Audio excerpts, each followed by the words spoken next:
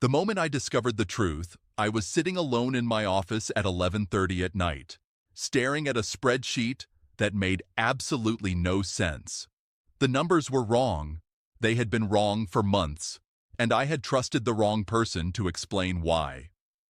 My name is Marcus Webb, and this is the story of how the woman I loved systematically destroyed everything I had built from the ground up, and how I made sure she faced every single consequence she deserved. I need to take you back to the beginning, back to when my life was finally coming together in ways I had only dreamed about during those early years of struggle. I had started my company, Nexus Digital Solutions, from my spare bedroom in Manchester when I was 24 years old.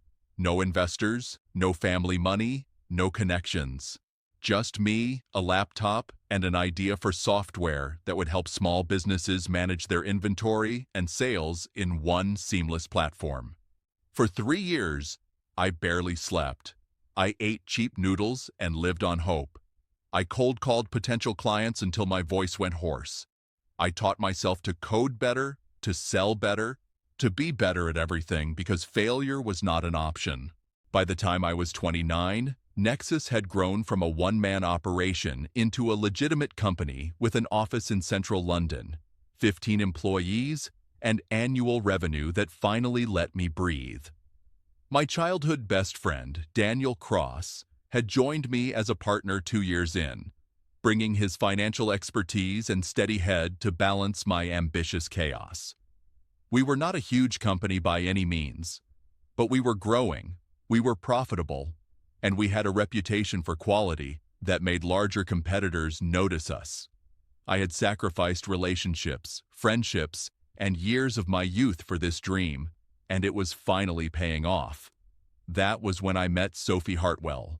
It was at a marketing conference in London, one of those networking events where everyone hands out business cards and pretends to be more successful than they actually are. I had gone reluctantly, dragged there by Daniel, who insisted we needed to raise our profile.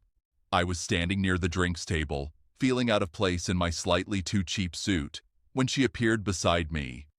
She had this way of looking at you that made you feel like you were the only person in the room. Dark hair that fell past her shoulders, sharp green eyes that sparkled with intelligence, and a smile that could disarm anyone. She introduced herself as a marketing consultant who specialized in helping tech companies reach their potential. We talked for over an hour, and I was completely captivated. She was brilliant, articulate, and seemed genuinely interested in what Nexus was trying to accomplish. Before the night ended, she had given me her card and suggested we meet for coffee to discuss how she might help us grow. I remember Daniel watching us from across the room, a slight frown on his face, but I ignored it. I was already falling. Our coffee meeting turned into dinner. Dinner turned into drinks that lasted until the restaurant closed. Within 2 weeks we were dating, and within 2 months she had moved into my flat in Shoreditch. It happened so fast that looking back now I can see how calculated each step was. But at the time, I was in love, truly and completely in love for the first time in my adult life. Sophie made me feel seen in ways I never had before. She asked about my childhood, my fears, my dreams.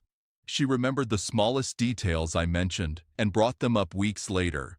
She made me believe she was my perfect match. 6 months into our relationship, Sophie casually mentioned that she was between contracts and looking for something more stable. The idea came to me like it was my own, though I now wonder if she had planted seeds long before. Why not bring her in-house at Nexus?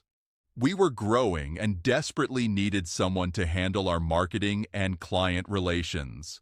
She had the skills, the experience, and the drive.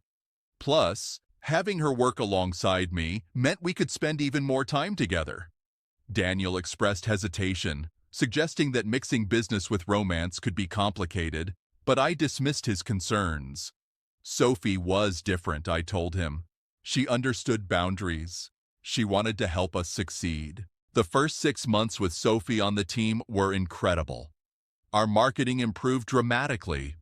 She redesigned our website, revamped our social media presence, and brought in new clients through her industry connections. Revenue increased by 15%, and even Daniel had to admit she was an asset. She worked long hours alongside me, and I felt like we were building something together, both a company and a life. I started thinking about engagement rings. I started imagining our future, kids, a house outside the city, growing old with this woman who had transformed my world.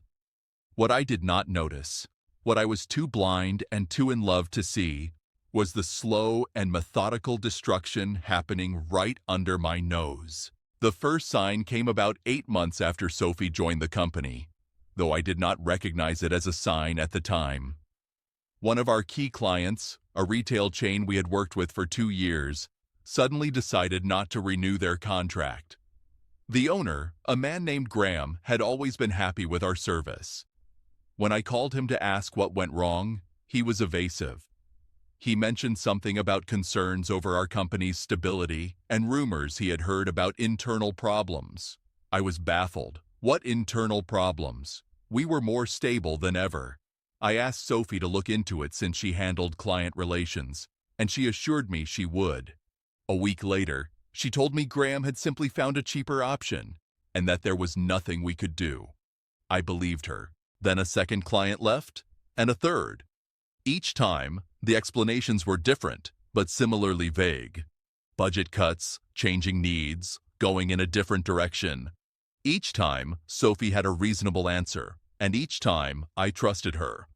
I had no reason not to. She was my partner in every sense of the word. She held me when I worried about these losses, told me it was just a rough patch, reminded me of how far we had come. I leaned on her, never suspecting that she was the source of the bleeding. It was Priya Sharma, our senior developer, who first made me question things. Priya had been with Nexus almost from the beginning, a quiet but fiercely talented woman who had turned down offers from major tech companies to stay with us. She came to my office one afternoon with a troubled look on her face and closed the door behind her. She told me she had noticed something strange. Client data had been accessed from Sophie's login at odd hours, late at night and on weekends, when Sophie was supposedly home with me. Priya was not accusing anyone of anything, she said carefully, but she thought I should know.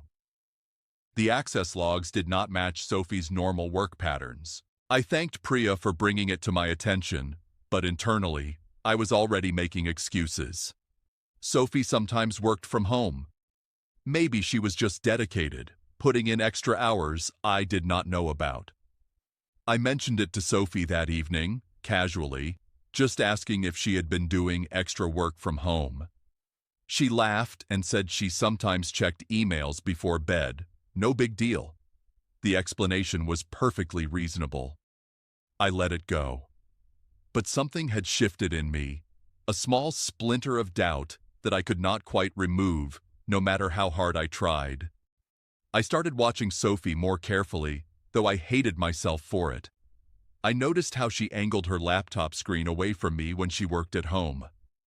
I noticed how she stepped out of the room to take certain phone calls. I noticed how she always seemed to know when I was about to walk into her office, closing windows on her computer just before I appeared. Small things, things that could mean nothing or everything. Daniel pulled me aside about a month after Priya's warning. He had been running the numbers, he said, and something was not adding up. Our client acquisition costs had skyrocketed while our retention rates had plummeted. The marketing budget Sophie managed had nearly doubled, but we were not seeing proportional returns. He had tried to look deeper into the marketing expense reports, but Sophie had been protective of her department's records, always with a reasonable excuse for why she needed to handle things herself. Daniel looked me in the eye and asked if I fully trusted her. The question hit me like a punch to the stomach. Of course I trusted her, I said. She was my girlfriend. She was family. But that night, I could not sleep. I lay beside Sophie, watching her peaceful face in the darkness, and I felt sick with confusion. Was I being paranoid? Was I letting Daniel's skepticism poison my relationship? Sophie stirred and reached for me in her sleep.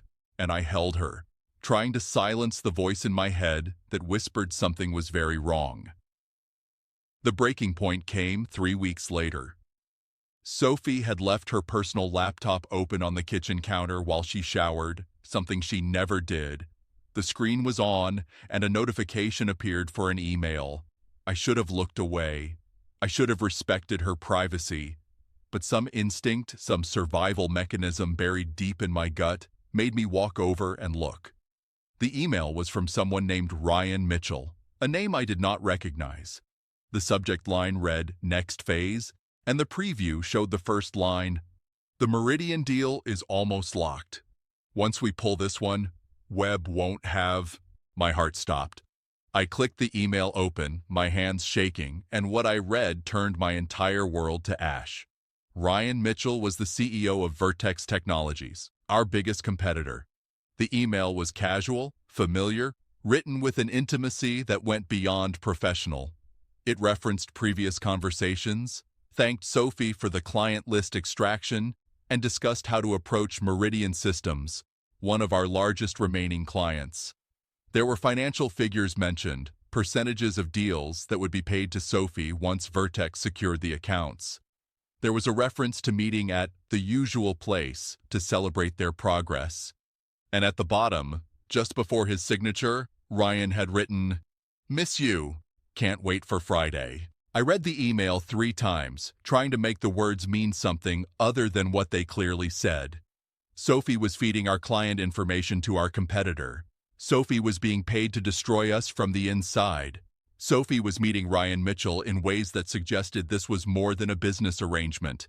Everything I believed about my life, my company, my relationship, collapsed in the span of 60 seconds.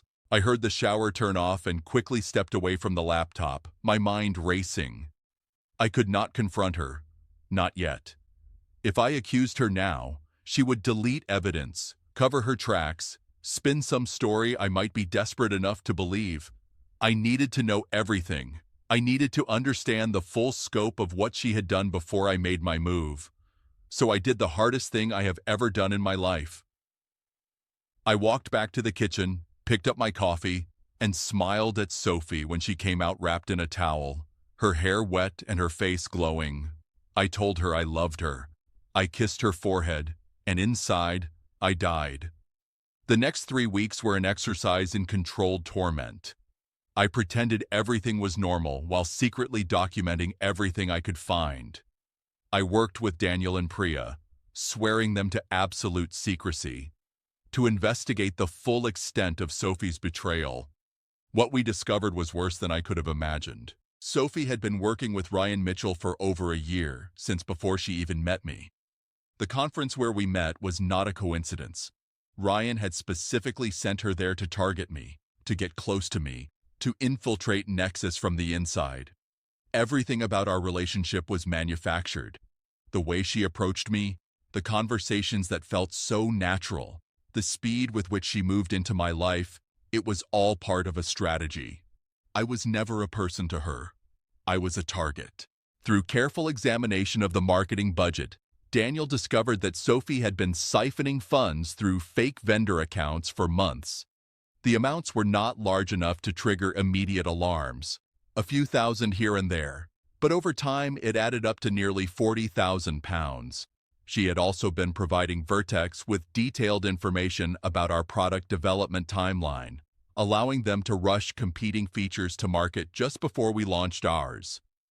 3 major features we had spent months developing were beaten to market by Vertex, costing us potential revenue and damaging our reputation as innovators. The client losses made sense now.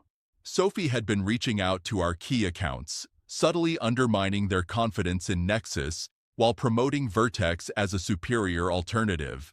She used her position to gather contact details for decision-makers and pass them directly to Ryan's sales team. In some cases, she had even scheduled meetings under false pretenses, using her access to our calendar system to ensure clients were available when Vertex called. The retail chain that left us, Graham's company, had been personally contacted by Ryan the week before they canceled. Armed with insider information, about a minor bug in our software that Sophie had identified and reported to him instead of to our development team. The Meridian deal mentioned in the email was potentially catastrophic. Meridian Systems was our anchor client, representing nearly 20% of our annual revenue. Losing them would not just hurt, it could end us. And according to the emails we managed to recover, Sophie and Ryan were in the final stages of stealing them away. There was a proposal already drafted, tailored to exploit every weakness Sophie had identified in our contract with them. I remember the night I finished reviewing all the evidence. I sat in my office, the building empty and dark around me, and I cried. Not just tears, but gut-wrenching sobs that left me breathless. I cried for the business I had built with my bare hands and watched her chip away piece by piece. I cried for the relationship I thought was real, for the future I had imagined, for the engagement ring I had already bought and hidden in my desk drawer. I cried for my own stupidity, for being so blinded by love that I let a wolf into my home and gave her the keys to everything. But then something shifted. The grief burned itself out and left behind something harder, something colder. She had tried to destroy me. She had looked me in the eyes every single day, told me she loved me, slept beside me, made plans for our future, all while systematically tearing apart everything I cared about. This was not just betrayal, this was warfare, and she had severely underestimated her opponent. I dried my eyes, and I began to plan. The first thing I did was consult with a lawyer, a sharp woman named Victoria Chen, who specialized in corporate fraud and intellectual property cases. I laid out everything we had found, and she confirmed what I had hoped. Sophie and Ryan had committed multiple criminal offenses, including fraud, theft of trade secrets, and breach of fiduciary duty. Victoria advised me to continue gathering evidence while she explored our legal options. The key, she emphasized, was not to tip them off. The moment Sophie suspected she was caught, evidence would disappear and our case would weaken.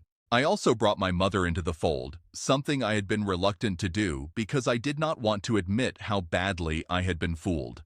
My mother, Linda, had been skeptical of Sophie from the beginning. She had called her too perfect and too eager to please, warnings I had dismissed as typical maternal overprotection. When I told her the truth, she did not say "I told you so." She just held me and told me we would make this right. Having her in my corner gave me strength I desperately needed. The second phase of my plan involved Meridian Systems. I could not let them become another victim of Sophie's scheme, but I had to handle this carefully. If I approached Meridian directly and accused Sophie without solid proof, it could backfire. They might think I was paranoid or unprofessional, so I took a different approach. I had always maintained a good relationship with Meridian's CTO, a man named James Porter. We had worked together on multiple implementations and shared a mutual respect built over years. I reached out to him personally, not to discuss Sophie, but to propose a new enhanced service package at a significantly reduced rate. I framed it as a loyalty appreciation offer, a thank you for their years of partnership. James was surprised, but pleased. We scheduled a meeting for the following week, just days before Vertex was planning their pitch. During our meeting, I did not mention the competition or the sabotage. Instead, I focused entirely on value. I showed James our roadmap for the next 18 months, features we had deliberately kept out of any documents Sophie could access. I demonstrated prototypes she did not know existed because I had moved development to a secure environment she could not reach. I made commitments on pricing and service levels that Vertex could not match without taking a loss. By the end of the meeting, James extended their contract for 3 additional years and increased their service tier. The look on Sophie's face when she saw the announcement email was something I will never forget, a flicker of confusion and frustration that she quickly masked. But saving Meridian was just the first move. I had much bigger plans for Sophie and her partner in destruction. With Victoria's guidance, I set up what she called a controlled disclosure. We needed to catch Sophie and Ryan in an act that would be undeniable, something that would stand up in court and justify everything that would follow. So I created a trap. I fabricated a product development document, a detailed specification for a revolutionary new feature that would supposedly give us a massive competitive advantage. The document was impressive, filled with technical specifications and market analysis, designed to look exactly like our legitimate development plans. But it was entirely fake. The feature described was impossible to implement with current technology and would require years of development at a cost no sensible company would undertake. I made sure this document was accessible in a shared folder that Sophie could reach, but that was supposedly restricted to senior management. I mentioned it casually in a conversation with Daniel when Sophie was nearby, discussing how excited we were about the breakthrough and how it would change the industry. Then I waited. It took less than 48 hours. Priya had set up monitoring on the file, and we received an alert when it was accessed from Sophie's account at 2 in the morning. She had downloaded the entire document and, according to our network logs, immediately transferred it to an external cloud storage linked to an email address we traced back to Ryan Mitchell. The trap had worked perfectly. Within a week, Vertex announced they were accelerating development on a new feature that bore a suspicious resemblance to our fake specifications. Ryan Mitchell personally hyped it on social media, calling it a game-changing innovation that would redefine the industry. Industry analysts picked up the story. Vertex's stock price jumped on the news. They had taken the bait completely, invested resources and reputation into something that could never work. While they were busy chasing our ghost, I was building my case. Victoria had been working with forensic accountants to document every penny Sophie had stolen.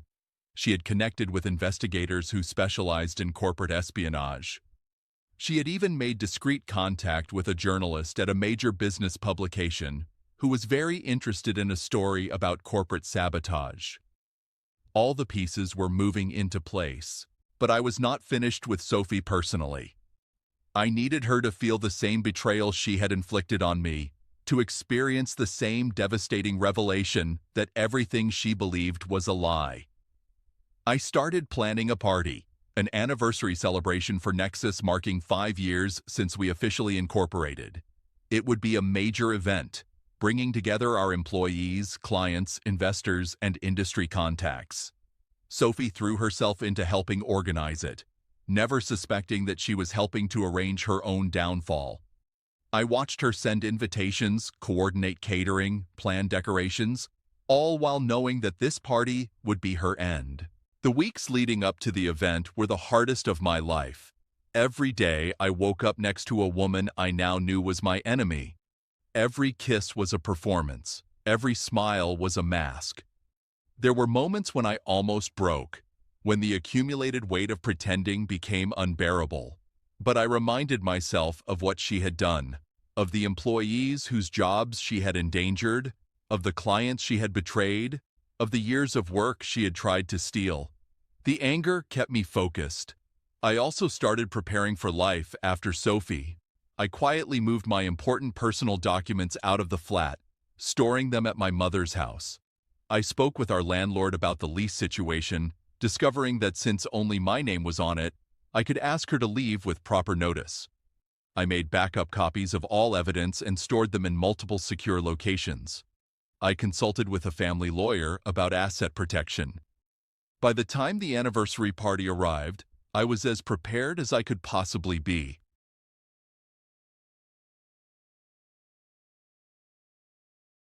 The weeks leading up to the event were the hardest of my life. Every day, I woke up next to a woman I now knew was my enemy. Every kiss was a performance. Every smile was a mask. There were moments when I almost broke, when the accumulated weight of pretending became unbearable. But I reminded myself of what she had done, of the employees whose jobs she had endangered, of the clients she had betrayed, of the years of work she had tried to steal. The anger kept me focused. I also started preparing for life after Sophie. I quietly moved my important personal documents out of the flat, storing them at my mother's house. I spoke with our landlord about the lease situation, discovering that since only my name was on it, I could ask her to leave with proper notice.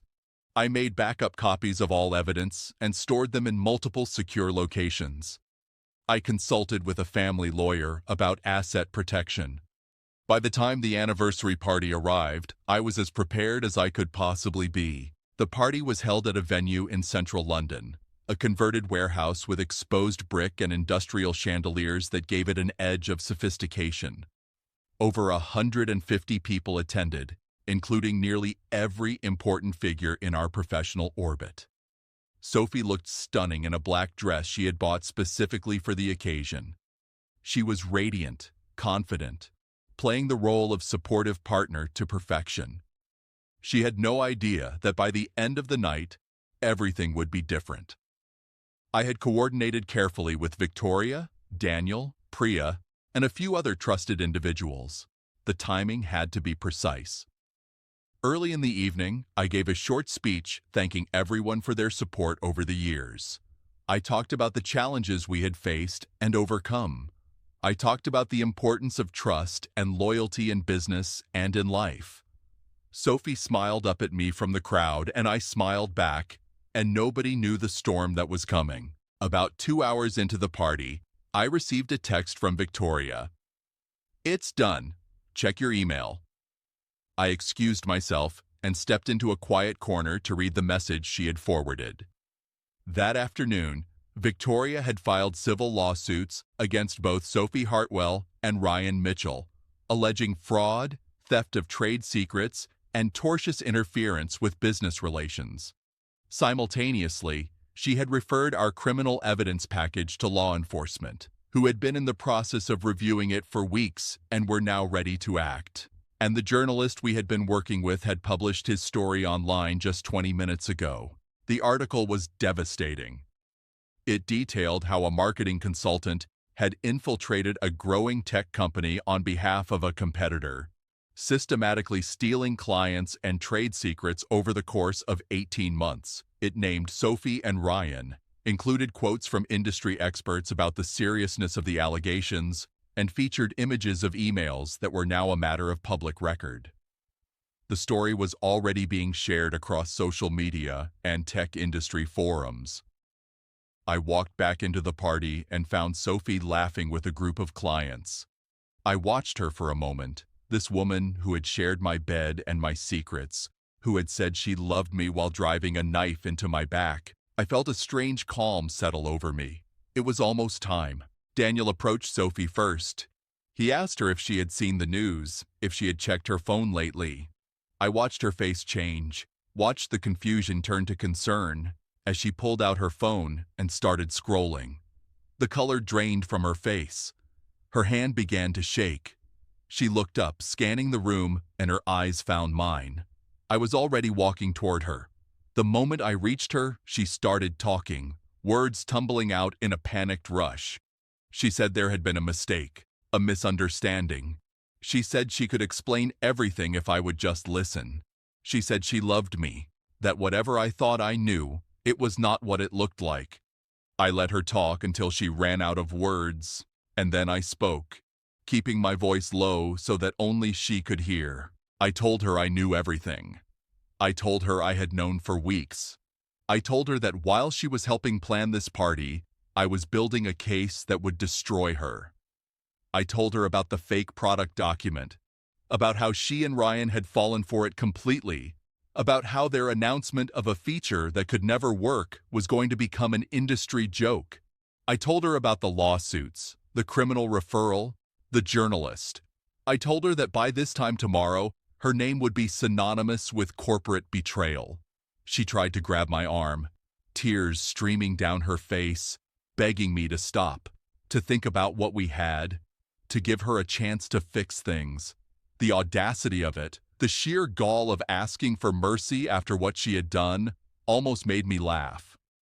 Instead, I stepped back and raised my voice just enough for the nearby guests to hear. I announced that Sophie Hartwell was no longer associated with Nexus Digital Solutions. I announced that anyone who wanted to know why could read the story that had just been published. I announced that we would not be taking any questions tonight, but that a full statement would be issued tomorrow. Then I turned my back on her and walked away. The rest of that night was chaos. People were reading the article on their phones, whispering, staring at Sophie with a mixture of shock and disgust. Our clients looked relieved that we had caught the problem. Our employees looked angry at how they had been endangered. Sophie tried to leave but found that her exit was blocked by a growing crowd of people demanding answers.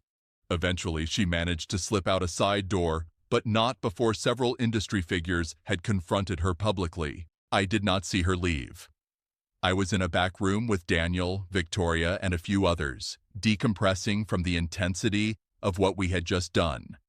There was relief, satisfaction, but also a profound exhaustion. The battle was not over, but a decisive victory had been won. The fallout over the following weeks exceeded even my expectations. Ryan Mitchell tried to deny everything at first, issuing a statement claiming the allegations were unfounded and that Vertex would vigorously defend itself. But when the story of the fake product document came out, when it became clear that Vertex had announced a feature based on stolen intelligence that was completely fabricated, the denial became impossible. Industry analysts mocked them. Tech journalists wrote scathing pieces about due diligence and corporate espionage. Vertex's stock price dropped 30% in a week. Their board of directors announced an internal investigation, and Ryan was placed on administrative leave pending the results. Sophie was formally arrested 2 weeks after the party. She was charged with fraud, theft, and computer crimes related to her unauthorized access and transfer of proprietary data. The evidence was overwhelming. Her lawyer tried to negotiate a plea deal, but the prosecutors were not inclined to be generous. The case was too public, too clear-cut. She ended up pleading guilty to reduced charges and was sentenced to 18 months in prison plus substantial restitution payments. Vertex Technologies settled our civil lawsuit for an undisclosed sum that allowed us to recover everything Sophie had stolen, plus significant damages. Part of the settlement included Ryan Mitchell's resignation and a permanent bar from the industry. His career was over. The man who had sent Sophie to destroy me was now unemployable and publicly disgraced. But the consequences went even further than legal penalties. Sophie's name became a cautionary tale in business circles. Articles were written about the risks of hiring without proper vetting, about the importance of internal security measures, about the signs of corporate espionage. People who had once admired her now crossed the street to avoid her. Her family, mortified by the scandal, distanced themselves publicly. The life she had built on manipulation and deceit crumbled completely. There were moments during those weeks when I felt something like sympathy for her. She had made choices that destroyed her future, and watching the consequences unfold was sobering regardless of how justified they were. But then I would remember the nights I lay awake next to her, trusting her completely while she plotted my destruction. I would remember the employees who worried about their jobs during the client losses. I would remember the engagement ring still sitting in my desk drawer, a symbol of a future that never existed. And the sympathy would fade. Nexus, remarkably, emerged stronger than before. The publicity around the case brought us attention we could never have afforded through marketing. Companies reached out wanting to work with the firm that had caught and exposed such sophisticated sabotage. Our revenue increased by 40% in the year following the scandal. We hired new team members, expanded into new markets, and developed a reputation for integrity that became one of our biggest selling points. Daniel and I grew even closer through the ordeal. He had stood by me during the darkest days, never once saying he had warned me about Sophie, never once making me feel stupid for being deceived. When I offered him a larger equity stake in the company as thanks for his loyalty, he tried to refuse. I insisted. Partners like Daniel are rare, and I never wanted him to doubt how much I valued him. Priya received a significant promotion and a raise that reflected her crucial role in uncovering the truth. She became our head of security as well as development, implementing new protocols to prevent anything like this from ever happening again. Her quiet diligence had saved the company, and I made sure everyone knew it. My mother was there through all of it, providing the kind of unconditional support that only a parent can give. She did not judge me for being fooled. She did not lecture me about trusting too easily. She just loved me and helped me pick up the pieces. When I finally threw away the engagement ring, unable to look at it anymore, she held my hand and told me that the right person was still out there, that Sophie's betrayal was not a reflection of my worth. In the months that followed, I did a lot of thinking about what had happened and what it meant. I had trusted someone completely, and she had used that trust as a weapon against me. It would have been easy to become bitter, to close myself off, to never let anyone get close again. I will admit there were times when that seemed like the safest path. But I realized that Sophie's betrayal, as devastating as it was, taught me something important. It taught me that I was stronger than I knew. I had faced something designed to destroy me, and not only survived, but triumphed. It taught me the value of the truly loyal people in my life, the Daniels and Priyas and mothers who stood firm when everything else shook. It taught me that justice, while slow, is possible when you have the patience and determination to pursue it. I also learned to pay attention to those small warning signs, those splinters of doubt that I had tried to ignore because they conflicted with what I wanted to believe. The odd access logs, the protected laptop screens, the hesitations that did not quite make sense. My instincts had tried to warn me, and I had silenced them out of love. I promised myself I would never do that again. About a year after Sophie went to prison, I received a letter from her. It was handwritten, several pages long, full of apologies and explanations. She claimed she had never meant to hurt me, that her feelings had been real, even if her actions were unforgivable. She said Ryan had manipulated her, that she had been in over her head, that she regretted everything. She asked if there was any chance I could find it in my heart to forgive her. I read the letter twice. Then I folded it carefully, placed it in an envelope, and filed it away with the rest of the evidence from the case. I did not respond. There was nothing to say. Forgiveness was not something I could give or even wanted to give. What she had done was not a mistake or a momentary lapse. It was a sustained campaign of deception that lasted over a year and a half. She had chosen to destroy me every single day, and every single day she had looked me in the eyes and lied. That kind of betrayal does not get erased by a handwritten apology. What I felt, eventually, was not hatred or bitterness. It was something more like indifference. Sophie had been a chapter of my life, a painful and important chapter, but a chapter that was now closed. I had extracted what value I could from the experience, learning lessons and building strength. The rest, I let go. She did not deserve to take up space in my thoughts or my heart. She had already taken enough. The company continued to grow. 2 years after the scandal, we had tripled in size and were fielding acquisition offers from major tech firms. Daniel and I decided to remain independent, building something that would last rather than cashing out for short-term gains. We moved into a new office, hired talented people who believed in our mission, and started exploring international expansion. The future that Sophie had tried to steal was not only intact, but brighter than ever. On a personal level, healing took longer. Trust does not rebuild overnight, especially after it has been so thoroughly violated. For a long time, I kept people at a distance, afraid to be vulnerable again. But slowly, with the help of therapy and the support of people who genuinely cared about me, I started to open up. I dated cautiously, always watching for signs but also giving people a fair chance. I made new friends. I rebuilt the parts of myself that Sophie had damaged. About a year and a half after everything ended, I met someone. Her name was Eleanor, and she was nothing like Sophie. She was direct, sometimes awkwardly so, with no interest in manipulation or games. She said what she meant, and meant what she said. Our relationship developed slowly, built on transparency and honest communication.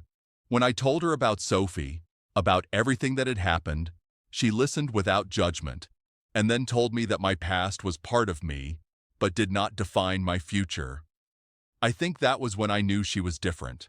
I still think about those final moments at the anniversary party sometimes. The look on Sophie's face when she realized it was over. The way her carefully constructed world collapsed in the span of minutes. There was a time when I would have felt guilty about orchestrating that public downfall, about exposing her so thoroughly in front of everyone who mattered. But I do not feel guilty. She had designed her own destruction through her choices. I simply made sure the consequences found her. What stays with me most is not the revenge itself, but what came after. The relationships that deepened through adversity. The company that grew stronger from the challenge. The self-knowledge that came from facing the worst and surviving. Sophie tried to take everything from me, and in the end, she gave me something unexpected. Proof of my own resilience. If you are listening to this, and you have been betrayed by someone you trusted, someone you loved, I want you to know something. The pain you feel right now, the confusion and the anger and the heartbreak, it will not last forever.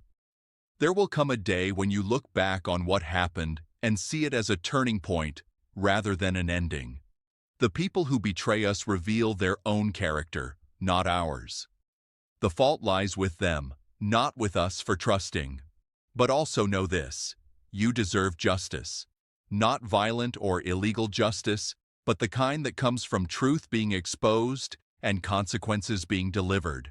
Document everything. Find people you can trust. Be patient. Build your case. And when the time is right, let the truth do its work. There is a special kind of satisfaction in watching someone face the full weight of their choices, knowing you did nothing illegal or immoral to bring it about. You simply shone a light on what they tried to keep hidden. Sophie served her 18 months and was released. I heard through mutual connections that she moved to a different city and tried to start over. But her past followed her everywhere. The internet never forgets, and anyone who searched her name found the whole story laid out in detail. Last I heard, she was working a low-level job under a different name, trying to disappear from the person she used to be. Ryan Mitchell fared even worse. He faced additional lawsuits from Vertex shareholders and ended up bankrupt, his reputation in tatters, his family life destroyed by the scandal. Meanwhile, Nexus Digital Solutions just celebrated its 10th anniversary. We are now a major player in our industry with offices in 3 countries and a team of over 150 people. Daniel is still my partner and my closest friend. Priya leads our entire technical division. My mother attends every company event, proud beyond words of what we have built. Eleanor and I are married now, with a daughter named Lily, who just turned 1. Our life is full in ways I never imagined during those dark days. I kept one thing from the whole ordeal, a reminder of what I survived and what I learned. It is a small piece of paper, a receipt from the restaurant where Sophie and I had our first real date, back when I believed everything she said and thought my future was tied to hers. I found it in a jacket pocket months after everything ended, creased and faded. I almost threw it away, but something stopped me. Now it sits in a frame on my office wall, a reminder that the beginning of something does not determine its end, and that the worst betrayals can become the foundation for the greatest growth. So that is my story. The story of how my girlfriend secretly ruined my business from inside, and how I exposed her, defeated her, and built something better from the wreckage.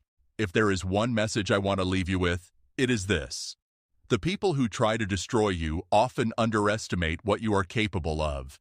They see your trust as weakness, your love as vulnerability. They do not understand that these same qualities, once turned toward survival and justice, become unstoppable forces. Sophie thought she could tear me down from the inside. She was wrong. I am still standing. I am stronger than ever. And she is nothing but a cautionary tale, a warning about what happens when you betray someone who has the patience and the determination to see justice done. Thank you for listening to my story. Whatever betrayal you may be facing, whatever enemy you may be fighting, know that you are not alone. Truth has a way of surfacing. Karma has a way of finding its target. And the people who stand by you through the darkness are the ones worth keeping for life. This is Marcus Webb, and that is the story of how I survived, how I fought back, and how I won.